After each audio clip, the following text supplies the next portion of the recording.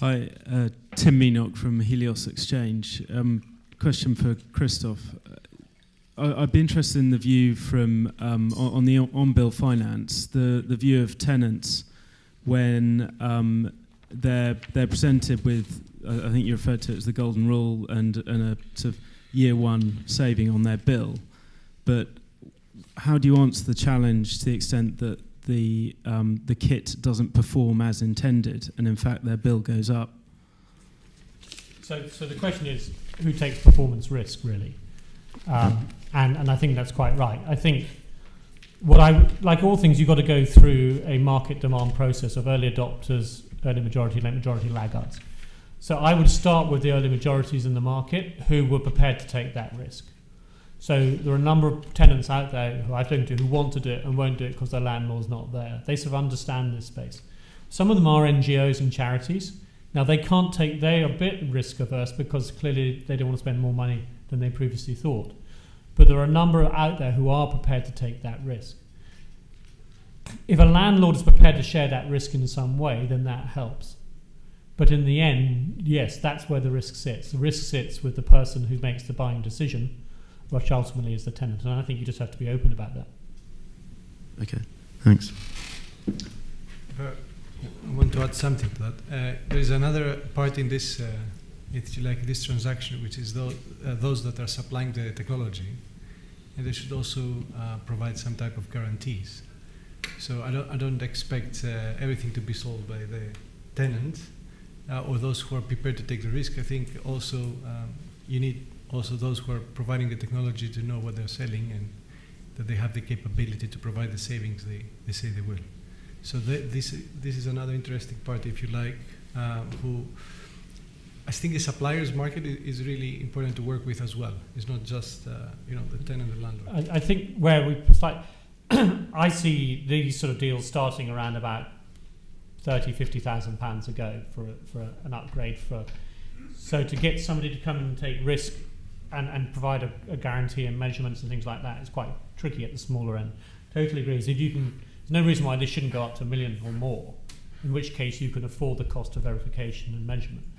But if you're starting at a smaller end, I think you have some more problems. So part of it, yes, again, you have to segment your market a bit and see how that goes. Okay. David?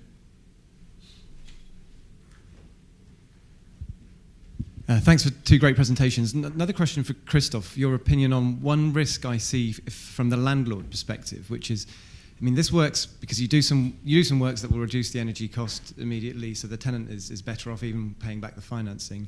But say over a period of 8 years, of course, the tenant may leave, say, after 5 years, which is fine from the landlord's perspective because he should be able to re-let it.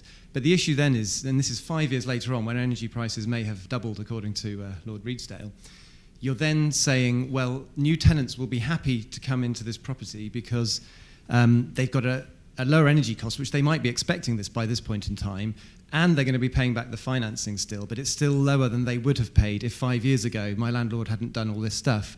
So my feeling, and having come from a landlord organisation, is that's an issue because would it blight my property, the fact that tenants by this point would be expecting that lower energy cost and not to have to pay back financing from several years ago? I suppose it would depend where you were in the movement of the market. So if you were very late into the market and there's a whole load of buildings coming into the market that had paid off the financing, then so what you're saying is it's good to be an early adopter as a building because you get through that cycle quickly. And at the end of it, you say, well, it's been paid off. I got a really big benefit. So I thought you were going to ask me another question. So let me answer the question I thought you were going to ask. Yeah. One of the problems is that if you have a different sort of tenant coming in, so imagine you've got a tenant who's using a lot of heat and light, yeah, and then a new tenant comes in who uses nothing. There's a goth and they're always in the dark. That is one of the problems we did identify in Glasgow. But when you start looking at the quantification of the differences, and you're saying, look, the tenant's going to be here for 3 years, and actually at the end, what I might have to do is pay off some of that green deal to get the tenant in. It's really important to do the maths, because people get very, like, I don't want void risk. You say, look, just calculate what is the cost of void risk. Calculate what is the cost of a different side of tenant. Now, if in 3 or 4 years you had to pay 20 grand to bring another tenant in to level it down, would that be such a big thing, given that you've had 200 grand spent on your building so far doing it up? So thinking it. I always think spreadsheet. So think through the spreadsheet. Yeah. That was a better question. Okay. Probably time for one more question. I think we've got one right at the back, Chris.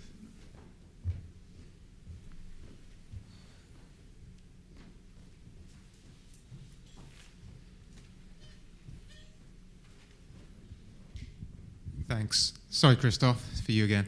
Yeah, just the charge on the bill. Would you see that as a fixed charge, a variable charge? How would it work? Because again, it depends on, the intensity of use in the building, how buildings are constantly dynamic. The energy prices can go up or come down, as we've seen. So how do you reflect on that? That it's and how do you sell that to the tenant if it's some sort of variability? Yeah, the legislation allowed for three options in commercial. One is just fixed. The downside of that is the tenant in the early days pays more than a tenant later on due to inflation. The second is you could increase it as 2% a year, which was meant to sort of mimic inflation, but not. Finance guys don't like that, because what is a 2% fixed increase? It's neither inflation linked nor lot. Or you could link it to base rates. Again, we asked DEC, can we link this to inflation? Because then you share the cost through the life of the retrofit. And DEC came back and said no. Again, it's one of those questions which I think is worth looking back on and trying to go back to DEC and say, come on, let's make it more business friendly. Business can understand inflation linking. I think that's fine. Well, if it's fine with regards to inflation, but the variability and dynamic use of the building and how people use the building, operational working hours and things like that creates a lot of... You have it's like a fixed charge. So like you get a lot of standing charges across energy bills, you just treat it as another fixed charge. And of course then that depends on the proportion of the fixed charge to the rest of your bills. But net, you should be lowered down within the annual cycle. So it's not really looking at it on a within the seasons, it's across the year. Okay, I think we'll have to conclude there if that's okay. So as the final session, and thank you to our speakers again, I thought that was a fascinating insight into where the finance might come from, although clearly DEC has its views and you have your views. Although to be fair to Ioannis, you don't represent DEC. No, but you're I want an to independent make consultant. A quick comment on the non-on-bill repayment.